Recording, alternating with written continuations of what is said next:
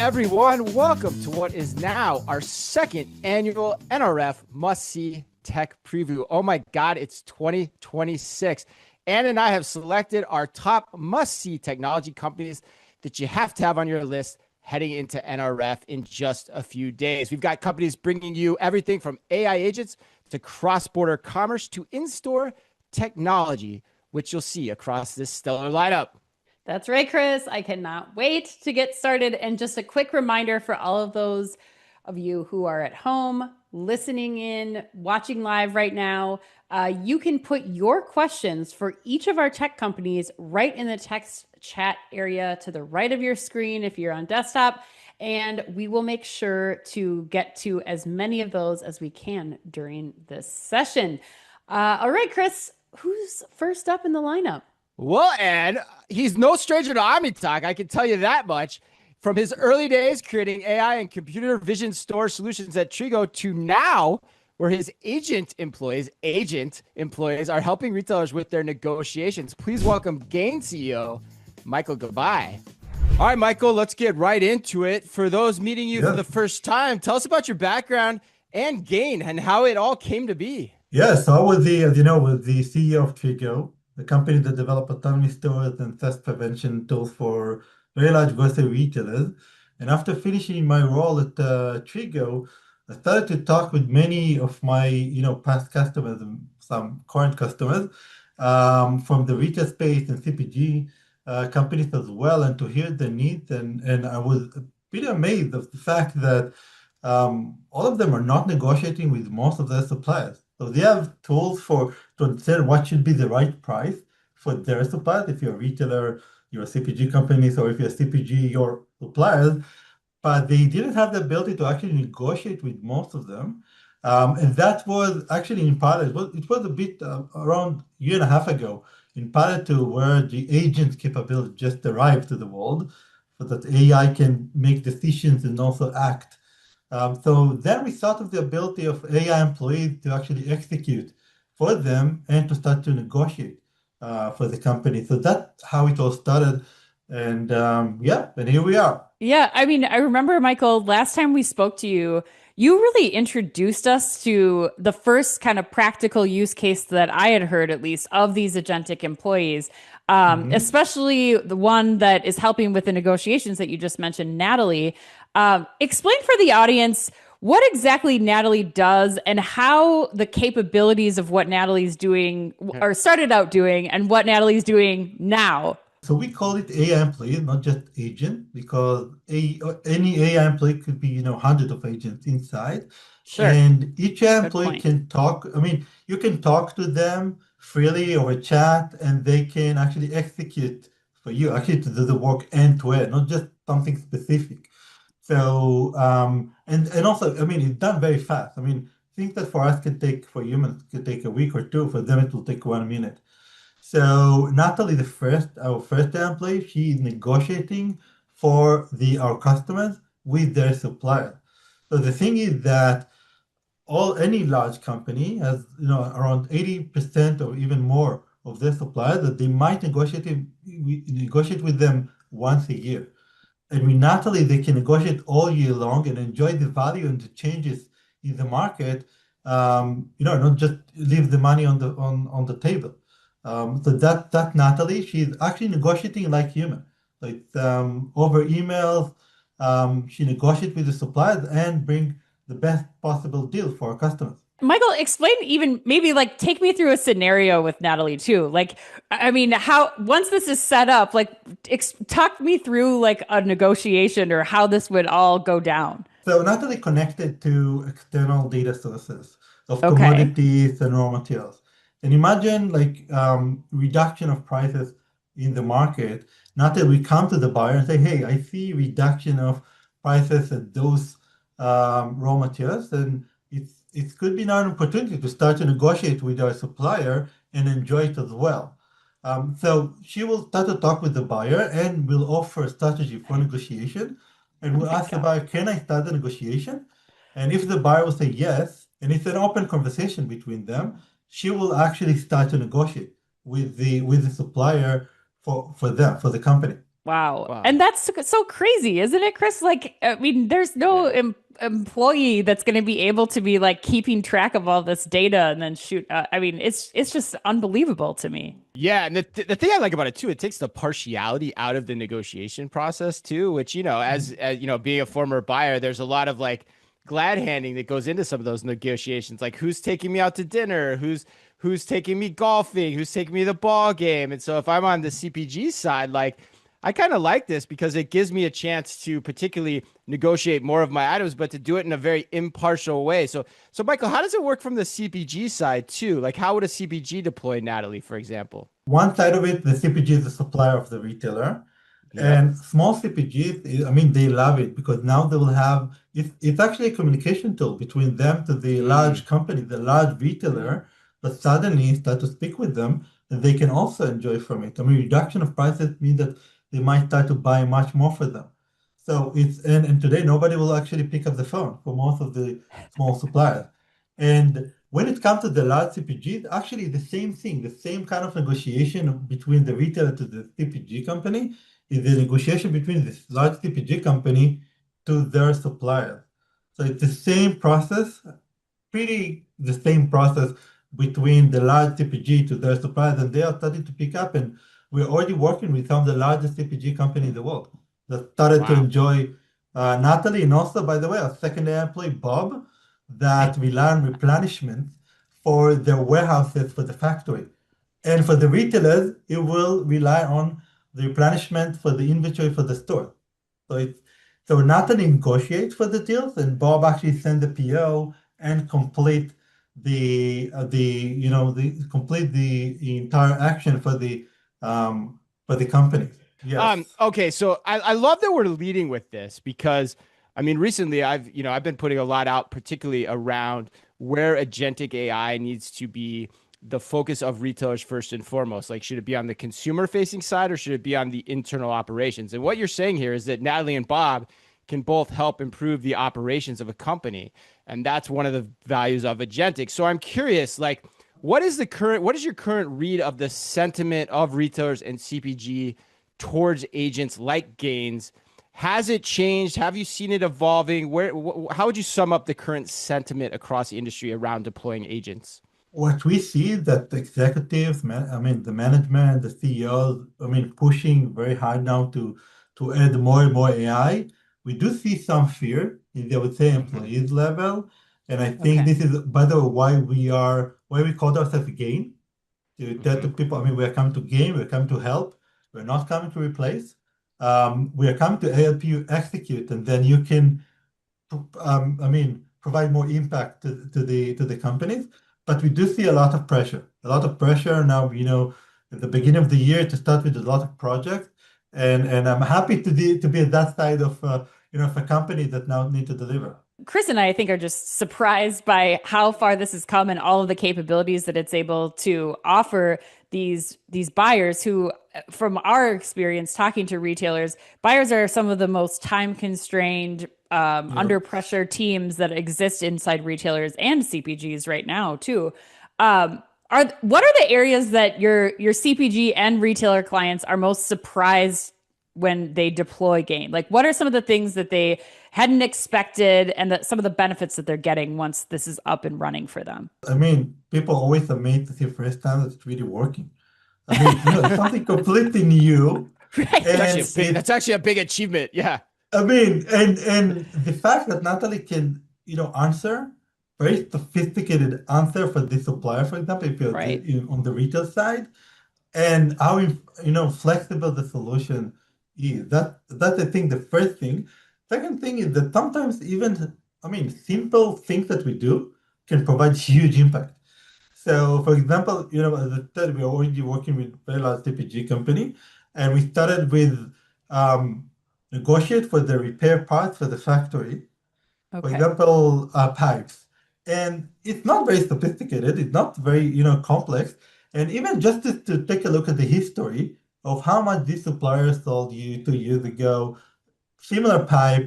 It was much more, I mean, cheaper. We can just take the data from the past and come back to the supplier and say, hey, 2 years ago it was 20%, I mean, lower price. Let's talk about it. And a minute after we started this kind of negotiation, we got an answer for the supplier. Hey, we give you now the 20% discount on the pipes. And this is a kind of thing that the buyers will not do today because it's just, it's a small deal. It's not something huge. Nobody will start to negotiate this small deal, but in total, the amount of deals they have is huge. So in total, the potential is endless. But sometimes do, simple tasks, not just the most complicated. And we also, of course, providing very complicated, negotiations. We are now already negotiating for retailers for deals that are around $2 to $3 million each deal as well. So it's also with relatively large deals, not just small things. That brings up another interesting point to me, Michael, is like, a lot of these people change their jobs very frequently too. Like the typical life cycle of a buyer, in my experience, is 2 to 3 years in position at most. And so a lot of that knowledge that they gain gets lost, throughout the years. And, an agent would retain that knowledge throughout its usage and understand the history of the products they're negotiating. So that's really interesting too. All right. So before we let you go, what's ahead for Gain and your clients in 2026? Like, are Natalie and Bob going to get a new brother or sister? Like, what's going on here? So they will get a sister in 2027, Sophie, that will help them to onboard new suppliers. Also, a huge issue for retailers. Usually it can take 3 to 4 months to add new suppliers for their, for the direct procurement. For CPG, it can take even a year. Oh my God, that'd be sometimes so to helpful. supply. Oh my God. Yeah. So that would be the next in 2027. 26 will be more on Supplier execution. onboarding. Wow. Yeah, but 26 will be, to execute for retailers, to negotiate for them, to help them on the also tactical stuff that Bob is doing to help them to be much more productive. And regarding your point about the buyers, I would say that I think in the long term, the buyer's profession will change a bit. People will be more managers, will manage the AI, and the AI will execute. So it will be more an expert of how to manage those AI employees that are providing manage the outcomes of the AI. Yeah, exactly. Oh, Michael, I'm so glad that you are kicking us off here for our NRF Must See Tech event. If people listening want to connect with you, they want to learn more about Natalie, about Bob, or about anyone else down the line, where is the best way for them to find you or talk to you at NRF? Yeah, so actually, I was many times in the NRF, but actually first time for Gain to be in the NRF. Oh, And yeah. And we are going to be at the Innovation Showcase at wow, booth, lucky you. Yeah. At booth 8041. All right. So 8041. Got it. And the innovation area, always a popular high spot. Traffic. Yes, we always tell people to make sure to stop by there. Well, Michael, we'll see you out in New York for Gain's first NRF in just a couple weeks. Thanks, Michael. Thank you, guys. Bye, Michael. Now that the contracts and pricing for our products have been negotiated, thanks to the help of our Agentic employees, let's move now to how we successfully sell those goods at home and, in this case, more importantly, abroad. Joining us next is ESW's Chief Revenue Officer, Tonya Likes. Tonya, welcome to OmniTalk. We're excited to have you. Thank you very much for having me, Anne. I'm delighted to be here. Now, Tonya, ESW is relatively new to our audience, but when we heard about you and the work that your team is doing, we had to share it with our listeners and had to set you up for our NRF Must See Tech preview. Can you share a little bit about your role and specifically how ESW helps retailers and brands? ESW, in a nutshell, right, it makes worldwide e-commerce powerful and simple. Right now, why is the importance on powerful and simple? So, global shoppers have really, really high expectations, and they want a seamless checkout. They want a localized experience. Right. But going global, right, and going international brings like a ton of complexities, and the complexities with cross-border trade are continuously, they're not just hard now, but they've become even harder, right? Especially if you just look at 2025 as one period of time. It's around trade complexity, like the trade compliance. So a lot of changes in the macroeconomics this year, which we can talk a little bit about. It's around the I suppose the increasing customer experiences around delivery, around localization, around translation. And so what ESW do is that we've been doing this for a long time, and we're experts in bringing brands to over 200 countries in a very, very short, condensed, but highly successful timeframe. So that's ESW in a nutshell. I joined ESW earlier this year in January, actually last year, actually. It's nearly a year. And so I am here to accelerate our growth, right? That's my sole purpose, is to look at how do we grow even faster, right, over the course of the next 3 to 5 years.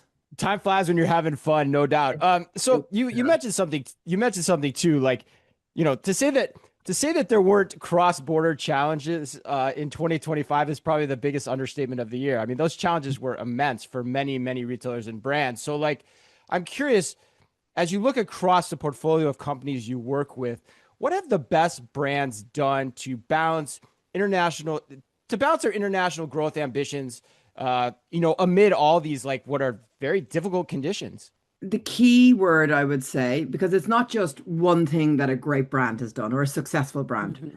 It's many things, right? It's the sum of all parts.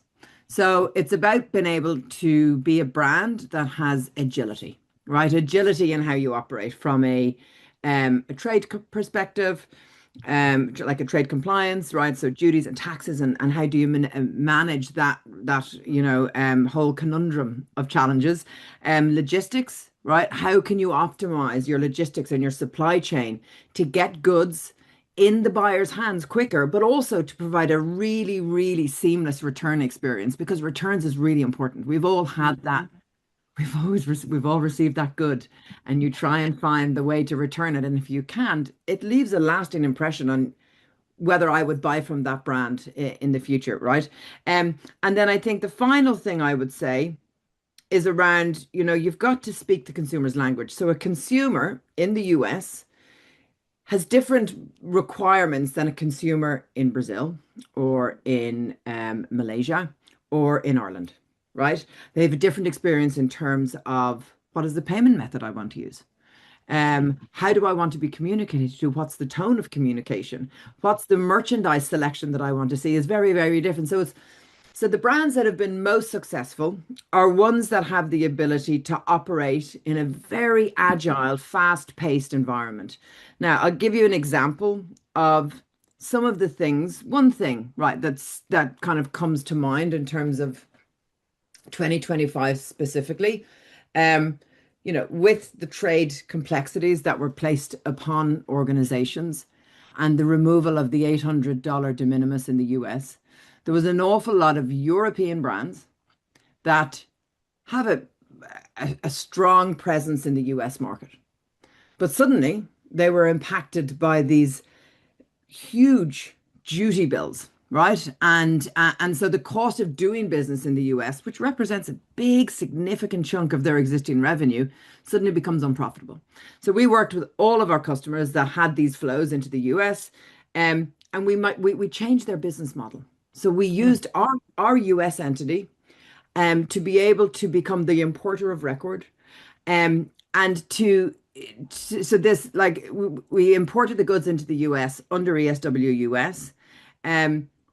We declared and calculated the duties and taxes on the wholesale value of the product rather than the retail value, and it actually reduced landed costs for retailers for up to 60%.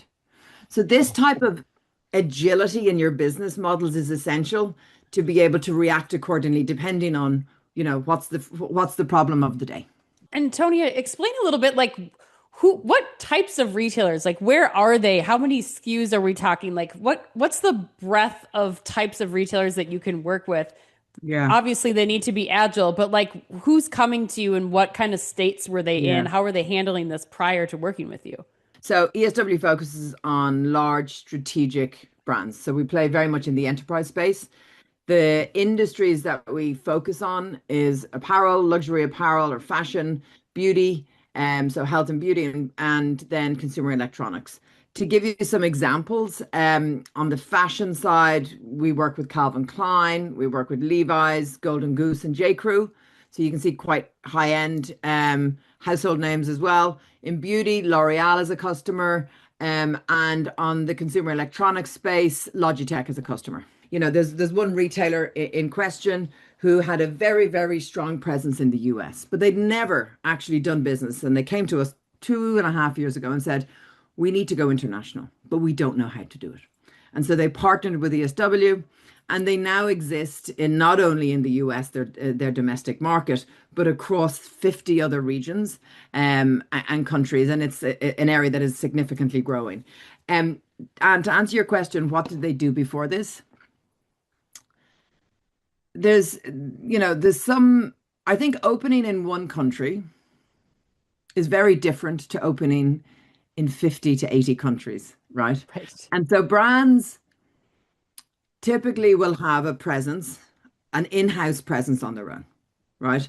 And they're able to manage that very, very effectively and efficiently. The complexities come with scale, right? And so we would typically partner with brands when they're on a kind of on that growth, right? I suppose starting to see that growth and want to have a strong international presence, be that from Europe into the US and wider, or from the US into international markets outside of the US. Got it. And so I think what I'm hearing and what I understand, Tonya, is that not only are you helping them figure out how to do incredibly difficult things like reduce the duties and taxes on importing products, but also how to work to set up their site so that they're ready to go into and market their product to a variety of countries and locations, all in one business, really. Like you kind of do it from soup to nuts. You're helping them kind of figure out how to go international. Yeah. I'd also add, as well as typically redesigning their supply chain to ensure the products are in the right places at the right times to meet the needs, and enabling the shopper to have that seamless return experience. So, you know, ESW operate as an extension of your business, right? So we're your partner for international, and whatever international means, depending on where your HQ is, right? So international could be go to the US or go outside of the US. I want to dive into the season that we just got out of, the holidays. I have to imagine this adds even more complexity as, you know, gifting comes into play. Were there any things that you saw from, you know, your stable of clients, just changing patterns in like how international shoppers behaved, how things like agentic AI shopping changed consumer behavior? Like you have this wealth of knowledge. Like what were some of the trends maybe that you saw coming out of the holiday shopping season that you could share with our audience? So it's interesting, as you say, Anne, coming out of the holiday shopping season. So that you know, what we saw was in prior years, holiday shopping ended sort of mid December, but actually this year, right, it started much earlier and it ended really only up until the end of December. And we've even seen that the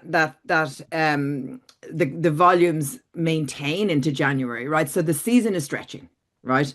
What used to be a day or two or 3 years ago has become of it like a certain festival or a certain, you know, in like Elbow de Fin in Mexico used to be a week. It's now 3 weeks, right? Singles Day used to be a day. It's now 2 weeks, right? So everywhere globally, we've seen the global stretching of the season, right? And 9% of annual sales, like holiday sales, right, landed in that period. And it's the highest we've probably ever seen, right?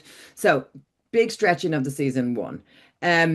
Second thing is the omni-channel experience. So we're all really adapted, going online and buying our stuff. But the ability to seamlessly buy online or in store, return online or return in store, irrelevant of where I bought it from, right? And having a really strong mobile experience is non-negotiable, right? It's non-negotiable for brands. Also, your logistics partner is so essential. So a massive uptake in expedited delivery options, right? People want to, when they buy, they want the product now. I'm one of them, right? I might have the time, but when I bought something, I want to get it, like, you know? And so that was a huge, those three areas I would say were the biggest changes. Wow, your point about Singles Day is right on too. Like Singles Day came and went this year. Like it was like it didn't even make a noise to me over here in Yeah. the US. And did you even notice it? Like usually we get No. all this PR about it, and I didn't even hear about it this year. And it's probably to your point that it's just become a different event in and of itself. So that's really fascinating, Tanya.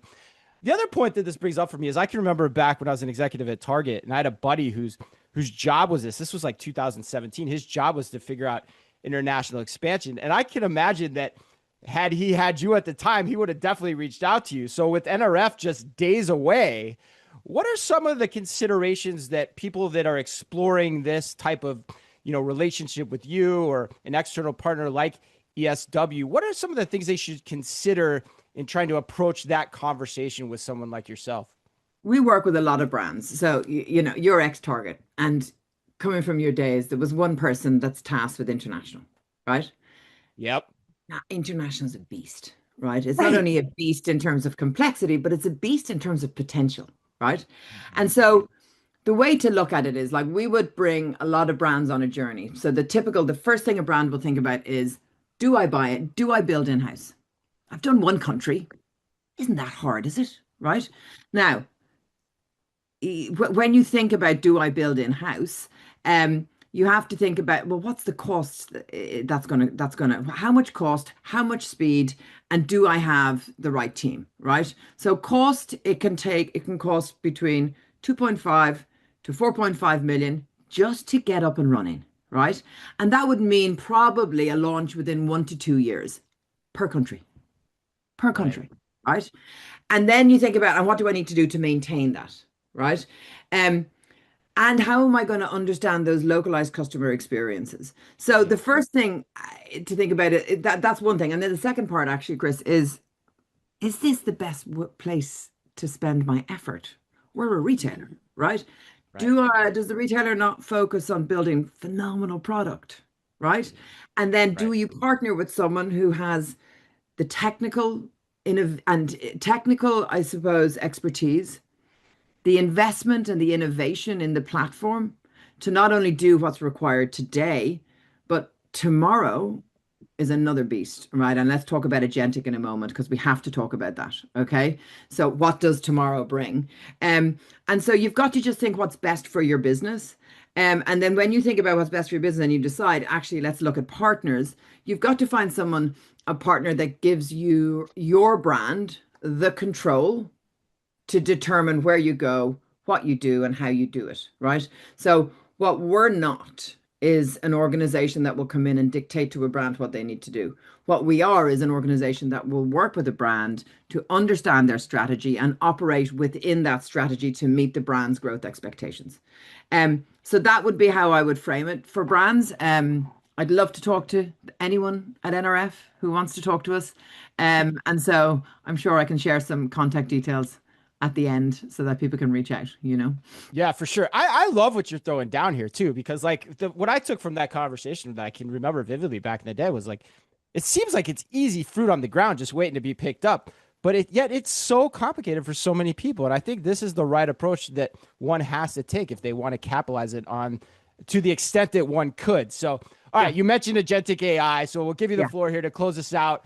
Before we let you go, what are your thoughts on agentic AI? So agentic, it's a real buzzword, right? It is, everyone is trying to kind of wrap their head around what is agentic. I would say it's a buzzword, yes, but it's a very important one because it's going to be the operating model for the next decade of retail, right? And what agentic, I suppose, if you think about global scale in 26, 27, 28 and beyond, it's not going to come from just working harder. Like we've all seen that in our daily lives, right? Do we work harder or do we work smarter? We work smarter, right? And we use AI in our daily lives to make us more efficient. It's the exact same with e-commerce. So I actually think agentic is the future of smart commerce, right? It's smart commerce that we're looking at. What does that mean though? And like in your arena. Yeah, like what does that give a retailer and what does it give a buyer, right? So you have to think about it in the way of how can you localize experiences for consumers automatically without having to think about it? How can you optimize your payment flows that boost your conversion and minimize your fraud, right? So getting more shoppers through in a safe and high converting environment? How can you have a dynamic logistics decisioning engine, right, that protects your margins but meets customer expectations? And then how can you onboard and launch in new countries and new markets in a faster time than has ever done before? And that's what we're doing. We're building with our Agentic Hub. So we're not layering Agentic on top or layering AI on it. We're optimizing every single part of how we bring brands to life in international markets with Agentic. So it's a complete soup to nuts, right, transformation about using Agentic throughout the flow. And the benefit for the retailers, we strongly believe, right, the benefit for the retailers is going to be significant because retail has outgrown manual decision making. And, the complexity now requires that AI can adapt faster than how the conditions are changing, right? And the conditions are changing very quickly. So we're really excited by it. We're delighted to talk to brands about what it could do for them. But yeah, we're launching our Agentic Hub very soon. And actually, Frank Coertis, our Chief Product Officer, is at NRF with us talking about Agentic. So eager to have as many conversations with brands that have an interest. Tony, I think what I'm taking away from this and what I think is going to be a really important theme out at NRF and for the rest of 2026 is really giving retailers the opportunity to rely on partners like ESW so that they can focus on what you talked about earlier, producing the best quality goods, getting their product set right so that they can expand it internationally. And that they don't have to worry about the constantly changing things like de minimis exceptions, like tariffs changing at a moment's notice, or about the intricacies of how customers are going to be shopping cross-border. And so that's one thing that I'm really hopeful that our listeners will be able to learn and to find the right partners. That's one of the reasons why we do this show, is to help you find those partners who can carry you through this next wave of technology when it comes to shopping. Tonya, you mentioned a couple times you'll be out at NRF. Your team will be out at NRF. What's the best way for our listeners to get in touch with you, either out there or afterward? So we are there, and we've got a big presence there. We'll be on the floor. We're having some events. So if you want to reach out to me on LinkedIn, my email as well is tlikes@esw.com. Please reach out. We'll connect, we'll follow up, and we'll get some time in the calendar to understand your needs. Fantastic. Thanks, Tonya. Thank you very Thank much, you. Anne and Chris. Okay, we've covered products moving and being sold across borders. Let's talk about tracking the movement of products in our stores. PervasID is helping retailers achieve this, so it's with great pleasure that we introduce PervasID's Chief Executive Officer, Peter Oram, to the show. Welcome to OmniTalk, Peter. Yeah, hey, thanks everyone. Thanks for having me. Yeah, it's great to have you on the show. I mean, we had PervasID on our Spotlight podcast series probably over a year ago now, and I can't remember exactly when, but it was a really great conversation. I remember it was one of my favorite conversations that we did in that year. So, there's probably a lot of people that are still watching or listening and meeting you for the first time. So tell us a little bit more about PervasID, what it is, what it does, and what are you most excited about in leading the company? Wow. So really, PervasID is fundamentally about turning physical retail into a fully visible, data-rich environment, if we want to go down that route. I've seen a podcast that you done with Grey Orange just with Troy yesterday, and it is coming, the whole, data-rich environments, the digital twins, all that sort of stuff. Basically, our hardware is what I call the data collection devices. And that then fundamentally creates the data that all these guys need to then make them informed decisions. So effectively, we manufacture fixed overhead RFID solutions. Our latest is Trackmaster 3X. It offers real-time RFID tracking that gives the retailers total visibility of their inventory across the store. In practical terms, we help retailers reduce their out of stocks, improve availability. We cut the shrink and run more efficient store operations. In terms of what excites me about leading the company now, I've been here about a year and a half now, and we're genuinely solving real world problems. That's where we're at now. I think the world's moved on, the world of retail's moved on, and we're sort of redefining what's possible in this connected retail world that's come up. We're laying the foundations for this sort of autonomous stores, frictionless experiences, smarter decision making, and generally powering the in-store software partners such as Grey Orange need that clarity. These guys, we're working with all these partners where we can push the data to these guys so they can make them effective solutions, software solutions for the retailer. Pete, let's talk a little bit about the technology and kind of the evolution of it, the timeline. Let's start with kind of what the tech looked like. You mentioned the overhead readers. What were you collecting, the last couple of years, and where is it now? And then what do you think the future looks like? Like, kind of take us through that timeline. Yeah, well, the evolution's been huge, really. So, Yeah. over the years, I mean, PervasID has been around for a few years and concentrated on fixed overhead solutions. Generally, though, the market hadn't come to it. RFID, although it's been around forever, it seems ever, the last 20 years, everyone was using handheld, comfortable with using handheld. But I think the market's come to us. So as we've evolved over the last 2 or 3 years, evolving the solution, working with them, sort of then forward-thinking retailers, with the solution and the market is coming together. So I think over the next sort of 3 to 5 year, overhead will become a big part of the in-store solution. If I look at what we focused on, really is creating that continuous hands-free tracking that requires far less hardware. So initially on overhead hardware solutions, there was a lot of infrastructure, a lot of hardware that would be deployed. That obviously increased the cost for the retailer. Therefore, the ROI was never there. Now, with Trackmaster 3X, we've worked closely with some of our pilot partners, retail pilot partners, such as Urban Group. And now we've came up with our Trackmaster 3X, and we've just about doubled the coverage area of one of our readers. So we've took it from 2,500 square feet to 4,500 square feet with one reader using multiple distributed antennas. So all of a sudden, that's far less hardware that you would need for a typical retail store. Therefore, that ROI is a lot quicker. Typically 6 to 8 months is what we're seeing. Therefore, it's a much more viable solution for these guys, for the retailers, when they're looking at what they're going to do next and how are they going to track this real-time data that they want to consume, that they want to make these decisions off, So it's sort of been a culmination of that work in the sort of latest generation of what we've got. And we want to take that overhead RFID platform faster, more accurate, with a much lower cost of ownership. How do we get there? How do we make it viable for all retailers? I think where we're heading next is even more exciting. Richer real-time analytics, tighter integrations with additional store solutions, like offering more automation. And then ultimately, we're enabling retailers to operate with a kind of visibility and responsiveness that consumers now expect. Post-COVID, that's what they want now, this whole omni-channel experience. And how do we grab that data in store to deliver the same in-store experience as online experience, Yeah, I love the name, the Trackmaster 3X. It's such a great name. It's such a great name. And what I remember too from the first conversation, which you hit on too there, Peter, is like, it's about, there's really two things when they come into the equation. It's about coverage and precision.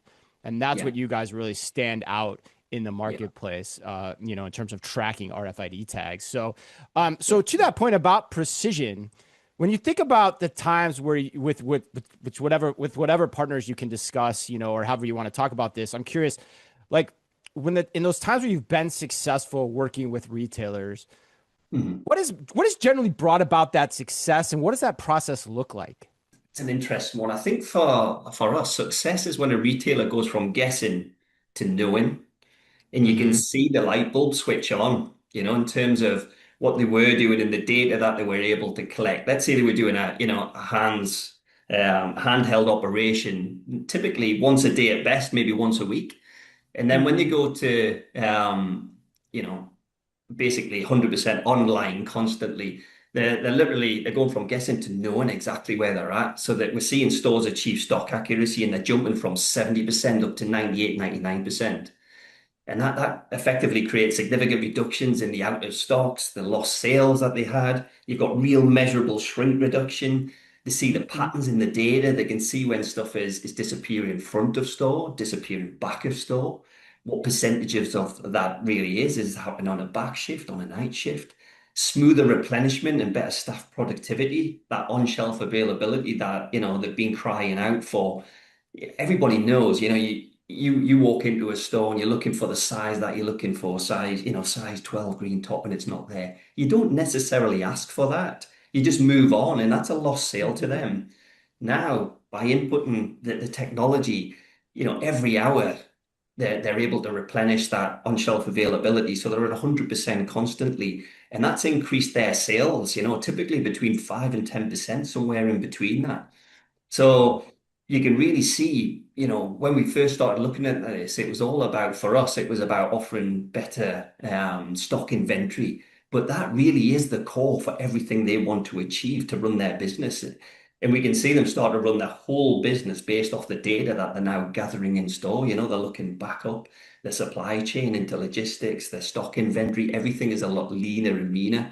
But you can really see it in their eyes when they see that, they can actually make them informed decisions on an hourly, daily basis.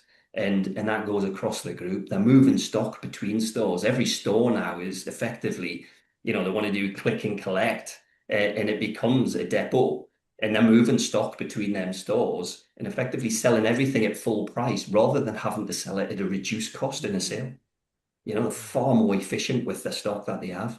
So yeah, we see it as just their eyes light up when they start to see that data. Yeah, when you talk about it like that, I mean, this is another tech that we're previewing that to me feels like a no-brainer that, every retailer every retailer where this is applicable should at least be having a conversation with you all, in our opinion. The other thing you didn't mention that I wanted to ask you about too is, like, operationally, this just feels like an easier approach too, because you have the RFID reader in the ceiling versus the handhelds. And I don't have to train my employees. I don't have to worry about those devices getting lost. Like, it's just always there, latent in the background, tracking things. I mean, that's got to be a key component of this too. Fundamentally, I mean, the staff are then able to really spend the time on the tasks that the retailer want them to spend time on in dealing with the public and giving them more time and proactively trying to sell more stock within the store. This effectively automates a lot of them standard tasks, rather than walking around for 2 hours a day with a handheld reader. Effectively, no disrespect to the in-store worker as well. Are they following the correct process? Were they trained correctly? There's a high staff turnover, and you don't know whether the right training has been done and passed on to the next level. So by having this continuously just reading from the ceilings and delivering that data, they know they're getting good data. It's sort of 98, 99% accurate. Every 15 minutes, we're feeding that data back into their systems. So if you think of click and collect, and a big thing, out the back of COVID, like I say, you would buy online, pick up in store, you would get to store, it's like, oh, we're showing stock, but we don't really know where it is. Now they know where it is. Not only do they know that stock inventory is correct, but also you've got, the real-time location system, the GPS, if you want to call it, of actually where it is. So that whole customer experience has been improved. When you turn up, the item is there, they can quickly then purchase that item. And what that is then doing is driving that customer back to that store, back to that retailer, because that whole customer experience is an improvement. Right. And it's not just in the store too. I think that's the other part, is that this is also in the back of house too. So it's not only keeping track of what the movement of products is on your store floor, but also knowing in real time, like, oh, there's a product hiding in the back, that there's a whole box of things that were supposed to be on special for Black Friday. We better get them out here to move that product quickly. Is another area that I think people just don't think about. They think about the front of house scenario. Yeah, I mean, the guys in the store, relatively, they would probably say they're understaffed, and they're running around and chasing and trying to deliver the best possible service. But some of these decisions could be made at sort of group level, at head office level. They can now see that stock that should be on the shop floor. They can proactively tell the store what they're missing if they haven't had a chance to look at that data within store. Maybe the shift manager or the store manager hasn't had a chance. So it's allowing to have make them proactive decisions right across the business. And understand if they haven't sold something, why they didn't sell it. Do you think of the decision-making process? Let's say there's a box of green shirts, like you say, should have been out. They didn't sell them because they weren't actually on the shop floor, but then they're not reordering that stock. They're not reordering it because they never sold it. Where actually now they can see it never actually made it onto the shop floor. Therefore, the data and the information that they've been working from has been incorrect. Now they can actually see that right across the group. So not only from a store level, but you start to look at it from an area, from a region, and really start to understand what's happening. Yeah, and the other thing too is that I love is the scenario of like what's going in the fitting rooms and what's going back out on the floor. Like there's just, like you said, there's so much data that you're able to collect.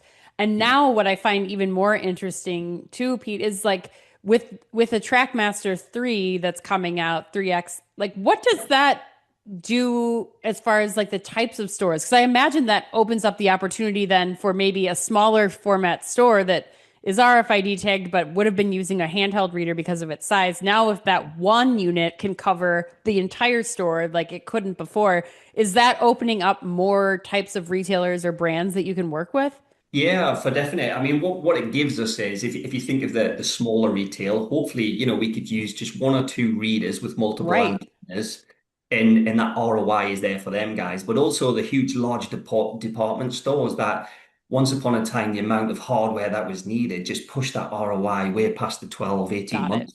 Are you with me? So now we've got the ability to work with all sizes of retailers, all types of retailers.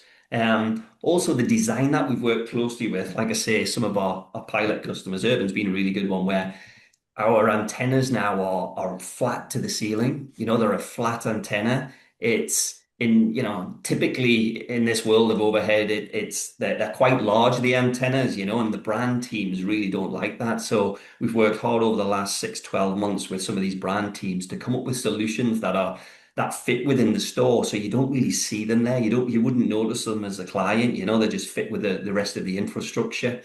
Some of them can also be painted now in terms of the colors to match the walls and the ceilings and things like that. So we've got options in terms of what we can offer them. Pete, you mentioned Urban. Is that the best place for people to go right now to see PervasID's tech in action or to like look up and see the readers? Yeah, that's one of the clients where they would be able to see them in multiple stores. We've got multiple apparel retailers that we're rolling out with currently. What we could do is if somebody wants to look at the hardware, they could get in contact with us directly. We'd be happy to take them to a store, show them how it's working in the real world environment, because there's no better place, to see it actually working, and in conjunction with one of the partners' software, so they can really see the data that's being collected. So yeah, we'd be more than happy if you guys would want to contact us, then we'd be able to take them to a store and show them in real life. Yeah, I love the anecdote you shared too about the things that the types of questions you have to answer from the retailers and the brands as an entrepreneur or a tech startup. Like, what does it look like in the ceiling? Where from my perspective as a former retail executive, I'm like, if my customers are looking at the cieling, I got another problem, man. I got to have good product on the floor, and I want to be able to sell it, like first and foremost, right? And that's what I hope everyone hears from this too. But anyway, you mentioned it, so let's put you on the spot. Like, if people want to get in touch with you when they're out at NRF, it's like a few days away. If people want to get in touch with you after, what's the best way for them to do that? Yeah, of course. So we'll be at NRF, of course. Our Trackmaster 3 hardware will be showcased on several partner booths, such as Spencer Technologies. That's booth 3257. It'll be on the grey-orange booth. And then one or two others. Beyond that, obviously, we've got live deployments that we would, be happy to show customers around if they wanted to see that. In terms of getting in contact with me, hit me up on LinkedIn. I'm very active on LinkedIn, so hit me up on LinkedIn, or just visit our website, www.pervasid.com. Fill in the forms, and we'll be in touch. We'll get in touch within a day or two. All right, great stuff, Pete. Thanks so much for joining us. This was really fun. Yeah, no, thanks very much, guys. It's been great. Now that retailers have full visibility of their products and can make them available to shoppers, the next thing retailers need to do is make sure that their customers can check out as fast and as conveniently as is humanly possible. Making that a possibility is our next guest, Arvind Jawa, the VP of Global Strategy and Marketing at Diebold Nixdorf. Welcome to OmniTalk, Arvind. It's great to have you on. Thank you so much, Anne. I'm a big fan. As they say in radio, I'm a long-time listener, but first-time caller. Yes, we're so happy to have you. Thanks for taking the time out. Arvin, I'd love for you to maybe start for our listeners, because you're a first-time caller, who most likely interacted with a Diebold Nixdorf product before, but might not be familiar with or might not realize that they have. Share what you're known for and maybe some things that they might not know about your approach to retail and retail technology. At Diebold Nixdorf Retail, we like to say that our purpose in life is to transform the way people shop. And as a leading provider of unified retail commerce platforms, a globally scalable services partner, and also a well-known supplier of world-class technology, we are focused on improving performance in physical retail. We serve many of the world's largest and most recognizable brands and retailers in general merchandise, in grocery, hard discount, fashion, specialty, fuel and convenience, and QSR, of course. We like to create retail environments that matter. We provide flexible checkout options and journeys to attract shoppers and leverage store associates in more value-add ways. We make implementing and integrating self-service checkout concepts easier and help enable retailers kind of be free of lock-in to a single vendor of hardware or software. We tackle some of the biggest pain points inside the store, like shrink and checkout friction, leveraging sophisticated artificial intelligence. We make sure that retailers are getting the most out of their technology investments by ensuring the highest levels of system availability through world-class service that's both predictive and proactive. One of our key differentiators, Ann and Chris, is the application of visual AI at the point of interaction. That, combined with modular self-service solutions and our store evolution advisory services, helps us reduce friction and loss where they happen in the aisles and at checkout. Arvin, one thing that you just mentioned that I want to dive a little bit deeper into, because on one hand, you're helping retailers by providing all of these solutions, but you mentioned advisory services. So am I hearing this right? I mean, so you're kind of a consultant, but then also a solutions provider? Like, tell me exactly how that works. And while we use consultative mechanisms, I wouldn't say that we're necessarily a consultant. Okay. It is, though, where we think we really stand apart. We don't start just with technology. We start first with our customers' why. Are you fighting long queues? Are you trying to reduce shrink? Are you trying to deal with staff shortages, safety concerns, or overall just trying to create a better shopper experience? Once we know that why, we're able to help our customers map their store almost like a living organism. Traffic flows, peak times, shopper habits, payment preferences, even how the existing checkout lanes and self-checkouts are configured. Then we design the right mix of assisted lanes, self-checkout lanes, and the application of visual artificial intelligence so that retailers can hit their goals fast and at the lowest total cost of ownership. And we see that as the difference. We're not selling hardware. We are actually engineering outcomes, higher throughput, lower shrink, happier associates, and we prove it with data. And so when we're at NRF, our customers will be able to see that happen live and with the examples of projects that we've done in the past. So we're looking forward to showing people that. And the bottom line is the advisory services, it's not just an add-on. It's the foundation of how we make technology work and how our customers make it pay back. Well, Arvin, one of the other things that you mentioned at the outset, you mentioned computer vision AI. And, we've seen a lot happen with AI in retail. That's probably the biggest understatement of the year. Actually, I can't even put my finger on how much we've seen with AI this year, particularly. But also, we've seen a lot in AI in terms of how checkout and self-checkout particularly is evolving over the last few years.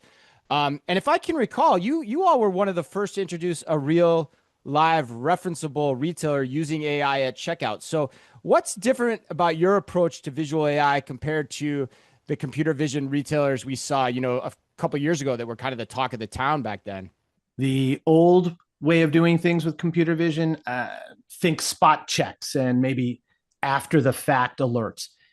Today, Deanne's approach to visual AI is like having a digital brain right at the checkout and in the aisles, watching, learning, and acting in real time. not just reviewing footage later. And so I think that's what's different. We've trained our AI on real retail behaviors, multi-item baskets, produce without barcodes, and even subtle shopper gestures. It's not just about identifying shrink after it's occurred. It's about using nudging to help guide shoppers to self-rectify when a misscan is detected, and not assuming the worst from the get-go with the shopper. I think there was a study back in December from LendingTree. They said 27% of consumers surveyed admitted to taking an item at the self-checkout without paying. What if we nudged a shopper when we detected an anomaly and not assume that theft is actually afoot?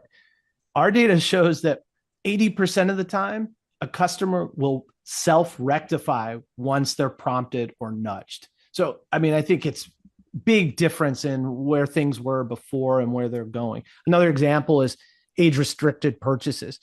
Facial detection automatically validate the age of a purchaser. No more awkward waiting for a staff member to have your ID checked or validated when you're buying those favorite beverages we like to buy.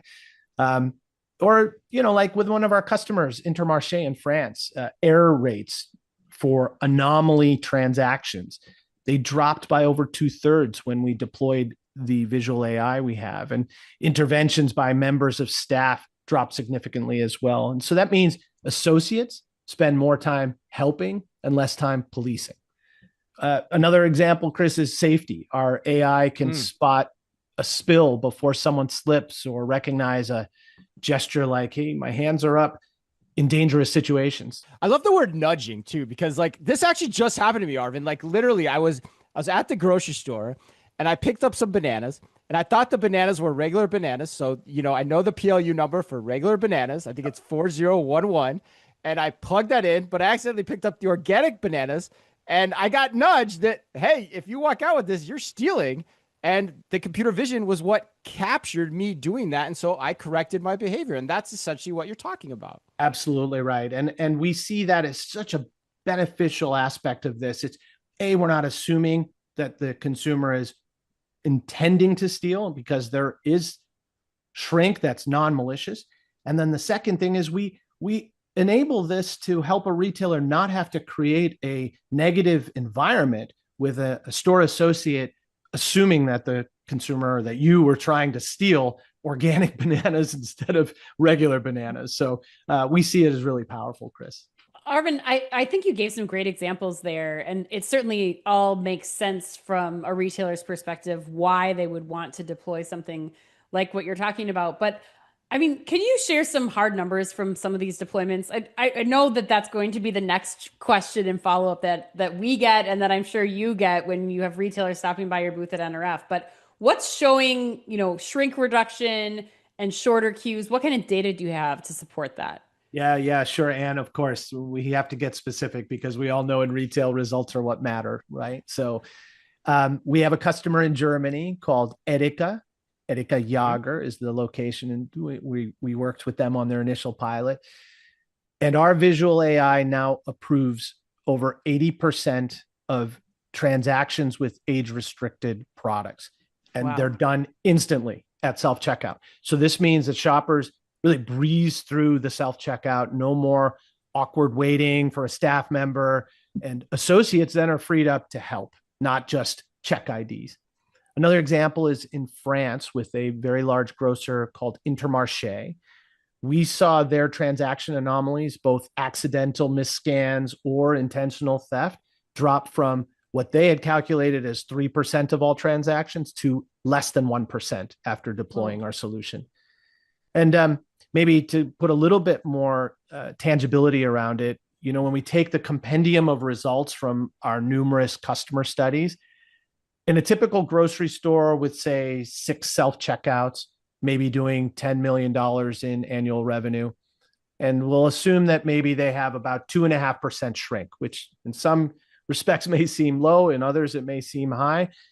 We know that with our Vynamic Smart Vision AI solution, we can impact 70% of the shrink-inducing transactions occurring at the self-checkout And that can turn into over $100,000 annually in savings a year.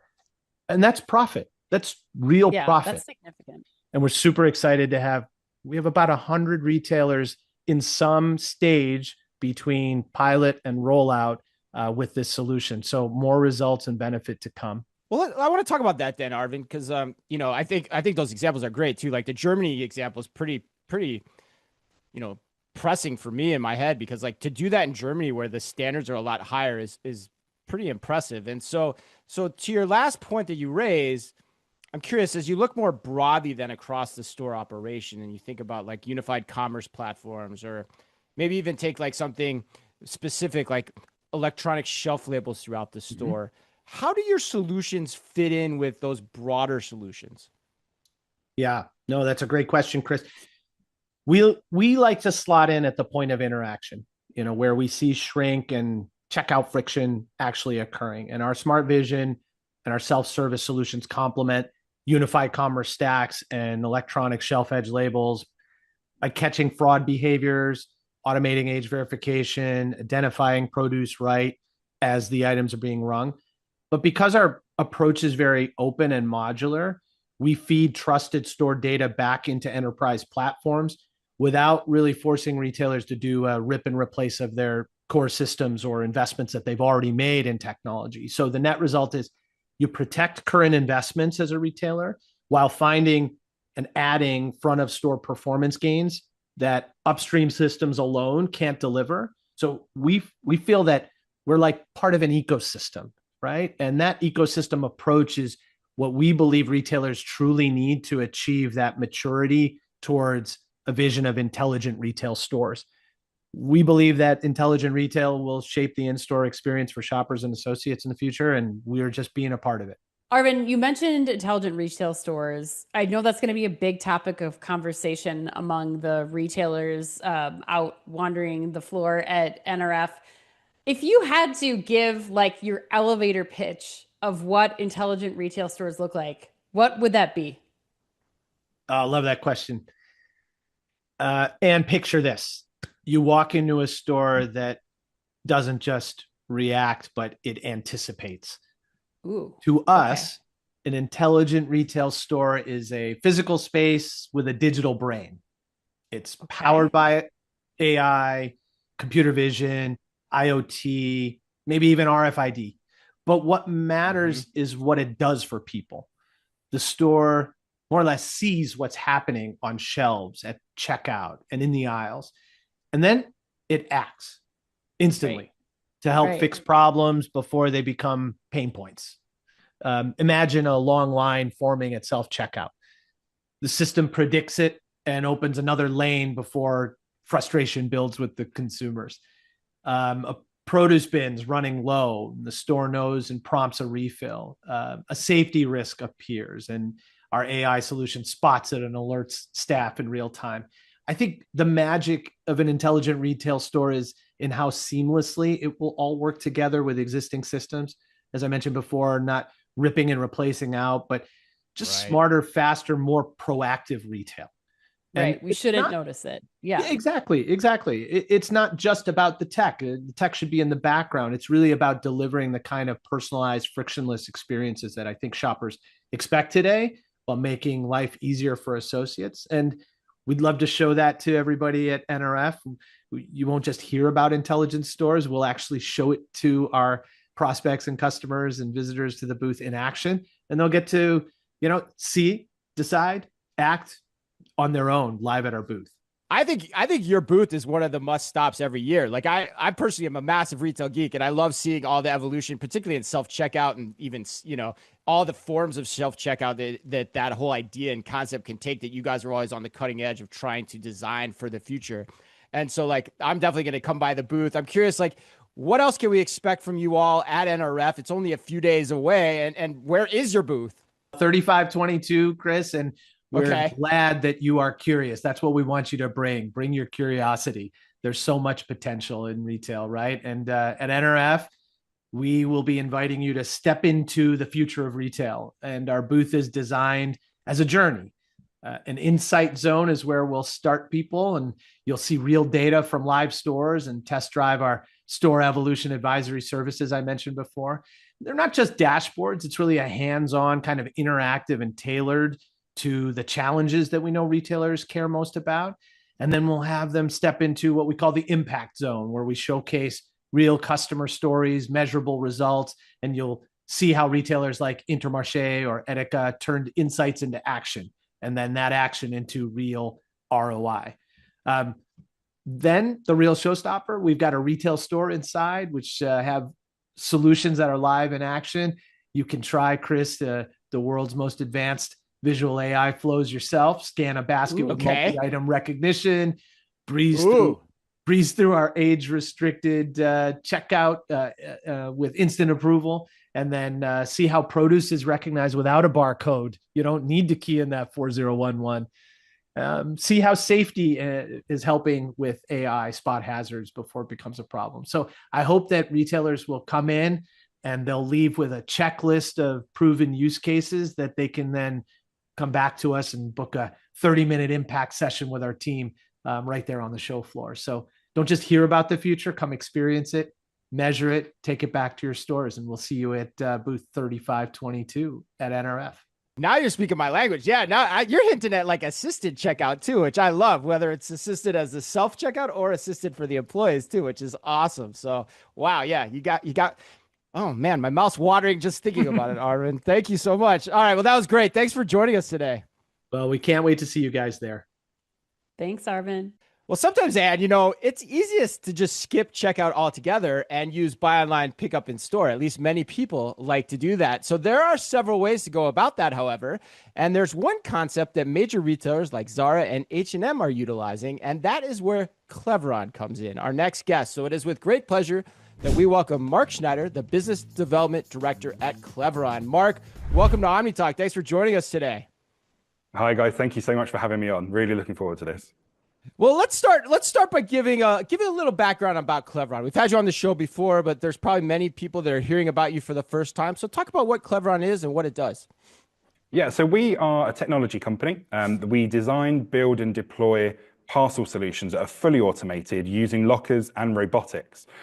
We combine this with our intelligent software and our AI tools. And what we aim to do is help retailers and logistics partners handle this growing parcel volume that we're seeing, deploying a faster and smarter and more customer-friendly way of doing it. As a business, we've been going since 2007. We're based in Estonia, which is in kind of northeastern Europe. We were created just to solve a problem that was becoming more and more prevalent at that time, is how can we deliver parcels quicker to people, but without them having to queue up in a store, at a collection desk, or having to wait in home all day for it to be delivered. So we were going through R&D, we were looking at what do we do, and we came up with our robotic locker concept, which deployed for the first time actually in 2016 in the US. Since then, we've been developing it, making it quicker, making it smarter, making it quieter, and also looking at other functionality that we can give that system because we want to make it more reliable and something that's future-proof for stores. So, Mark, I always love asking this question too. What does a business development director do? What is your job responsibility at the end of the day? The easiest thing to say, Chris, is what don't we do? I think, when you're looking at business development, no doubt. You know what? You have to do anything and everything. You have to get really stuck in. But kind of what's at the heart of what I do is leading the growth that we have in terms of our parcel locker systems and our robotic click and collect solutions across this retail and logistics market. So what I like to do is I like to build those really strategic long-term partnerships that major retailers like, but also looking at how we can shape that commercial proposition for them. In retail, everyone's fighting for space, everyone's fighting for funding. So what's really important for me as a business development director is ensuring we can prove that return on investment and give that retailer every tool they can so they can get the sign off to have these amazing kind of high capacity, customer friendly collection hubs in their store. Ultimately, I help retailers handle more parcels using less space in store, which gives colleagues their time back to focus on tasks in store that deliver that kind of everyday quality that customers expect. Mark, we were at one of the early flagship deployments in Madrid that Zara did. And so Chris and I have both seen how impressive this automated parcel locker is.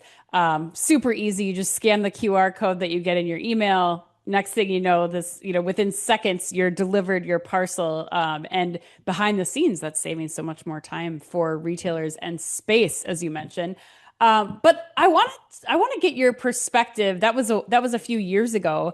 Who are some of Cleveron's kind of best retail partners that are leveraging Cleveron products today? Like, who would you call out, for people listening to really pay attention to or use as maybe those kind of shining examples of the technology at work?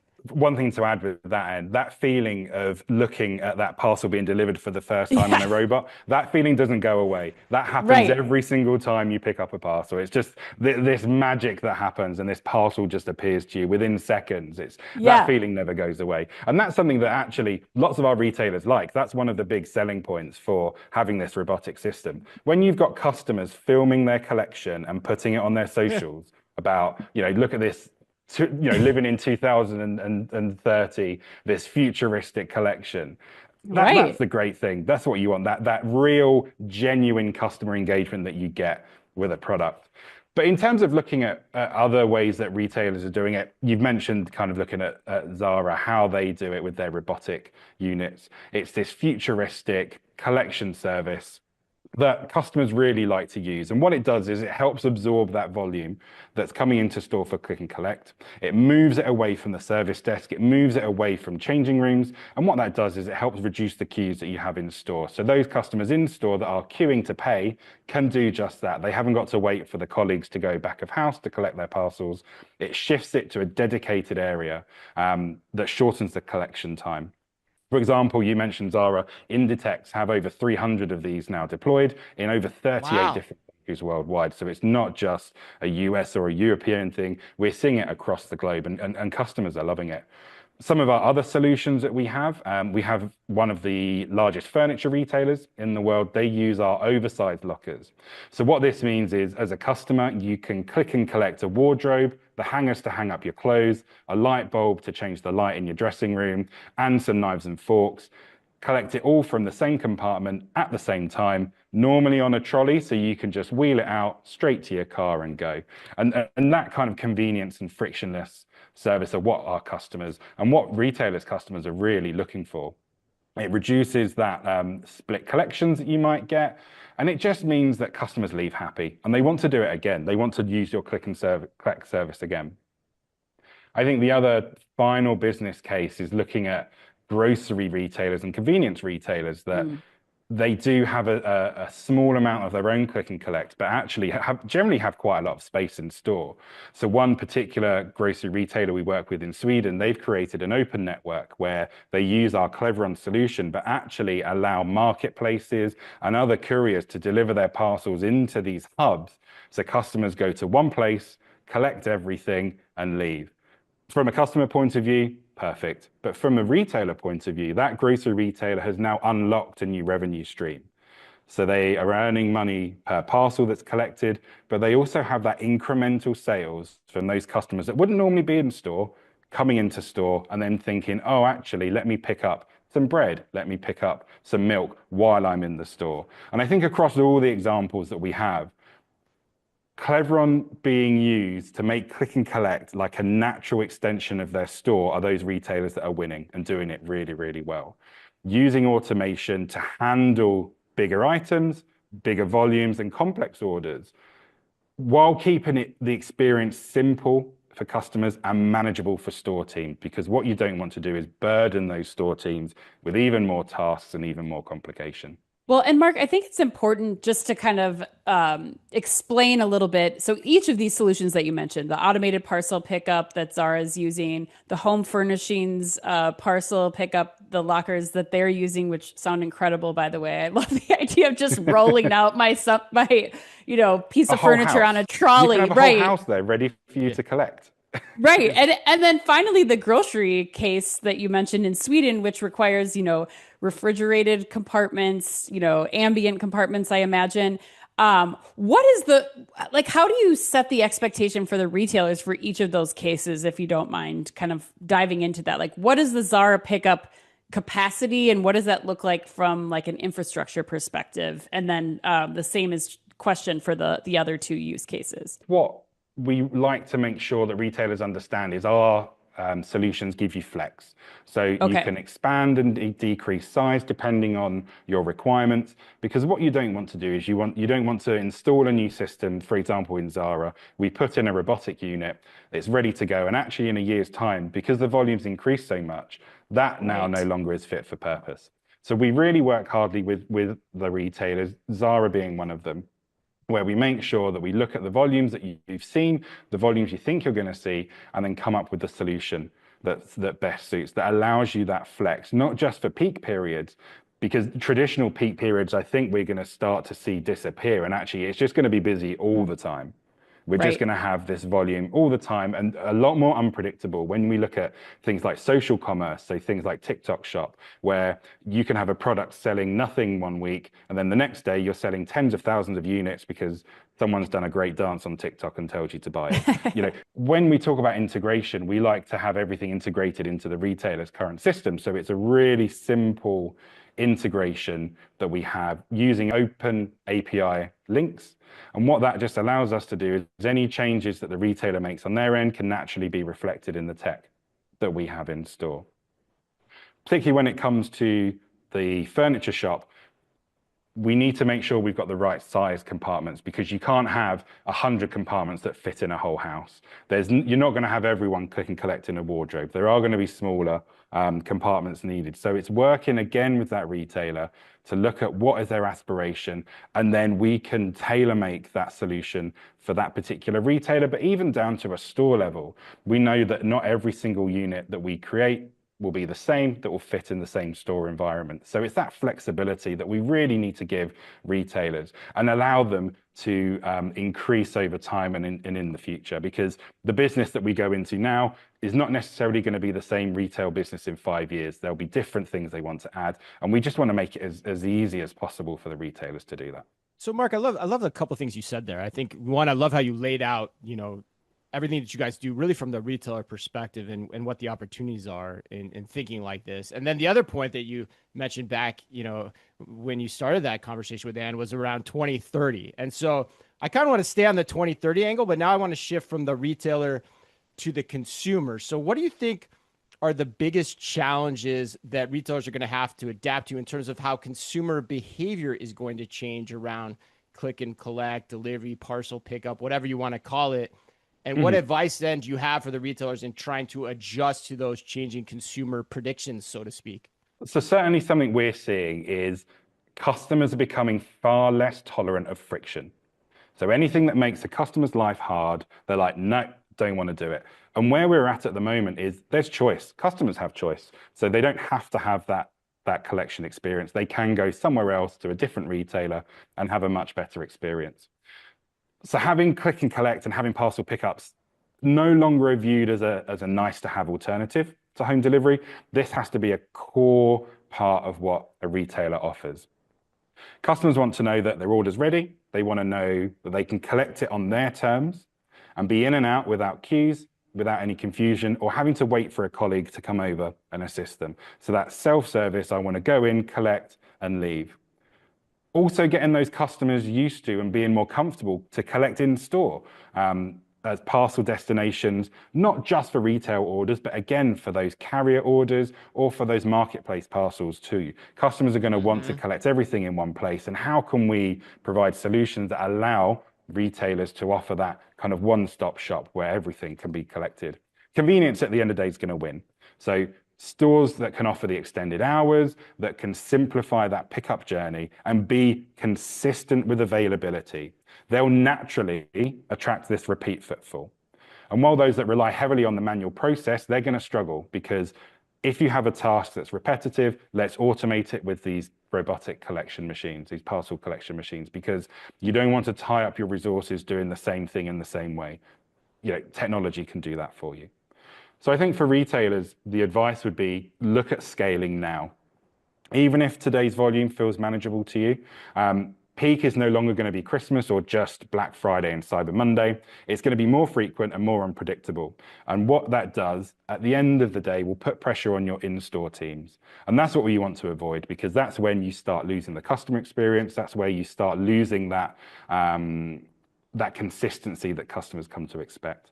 Giving them that self-service option as a customer, that helps you create that resilience in the operation and not just looking at the speed in the front end. And I think in terms of retailers, space is going to be key. Every square meter in a store has to work and has to generate revenue for a store. So when we look at store planning teams, everyone's fighting for space within store. Do we put merchandise there to sell? A store's going to put in self-service checkouts. Are they going to put in a collection robot through Cleveron? And what we want to do with retailers is help with that return on investment calculation as to how you can best make use of that space. And this also comes down to our own R&D. We want to make a smaller footprint, but higher volume, so you can pack in as many parcels as you can in that small footprint, because we understand that as demand change and as you can flex, that's going to be critical. Whether it's the smart lockers, doing that, quietly absorbing that parcel growth without adding that complexity to the store. Well, I'm really excited, Mark, to announce that we're going to be part of a very special tour of the Zara flagship store at Hudson Yards, where retailers at NRF will be able to join us and Cleveron for a one-on-one tour of this technology, to see it live in person, to try it for themselves. Mark, maybe tell our audience a little bit more about what the retailers participating in that might expect from that experience, and then where people can find you out at NRF. Yeah, I mean, this is an experience that you don't get very often. I mean, I work for Cleveron and I haven't had a chance to do this yet. So what we have is a really exciting opportunity at the Hudson Yard store of Zara, which is their flagship store in New York. On Monday, the 12th of January, between 4:30 and 5:30, we're going to be having a small selected number of people come to the store, have an introduction from some of the Zara team to talk about why they've used Cleveron. And then we've got a really great lineup. So Indrik, who's one of our co-founders at Cleveron, he's going to be there, and he's going to take us around to the robotic locker, show us how it works, explain how he got to create and got to the stage where we have this amazing piece of technology, and look at it in a live flagship environment. We get to ask questions to Indrik, gain that real behind the scenes view of how does it work? Why do retailers do this? But also have that opportunity to look at that technology and try it for yourself. So in the chat section underneath, we're going to have a link there, but also check on our LinkedIn pages. So either with Cleveron or with myself, we're going to share how you can sign up for that. Now, don't panic, everyone. If you're busy, 4:30 to 5:30 on Monday, the 12th of January, we are also going to be giving you the chance to go to the store and experience it in your own time over those 3 days of the NRF. So throughout the NRF, we're going to have some QR codes that we can give out to different customers. You can go along to Zara, scan it, and you can have a go at the machine yourself. And you never know, there may be a small surprise waiting for you.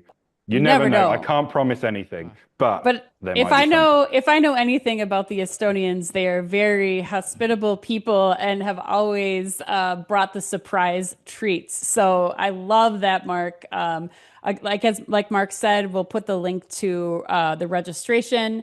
If you're interested, you can sign up there. And as he mentioned, there'll be a select few during that Monday night event, but there will be an opportunity to open up if we have interest. So Mark, thank you so much for your time today. We're excited to see Cleveron out at NRF. Excellent. Thank you very much for having me, and look forward to seeing you all in New York. Well, and I guess that wraps up another NRF Tech Preview. We're thankful to all our guests and to those of you who are able to join us live today, and those listening on their way even to NRF this weekend. We'll be heading out shortly ourselves, and you can catch our full live coverage of NRF brought to you by the Fusion Group beginning this weekend and available to you on LinkedIn or our YouTube channel at youtube.com/OmniTalkRetail, or of course, and wherever you get your podcast. Or Even better, if you want to stop by and say hello to Ann and to myself, you can see us at booth 4921.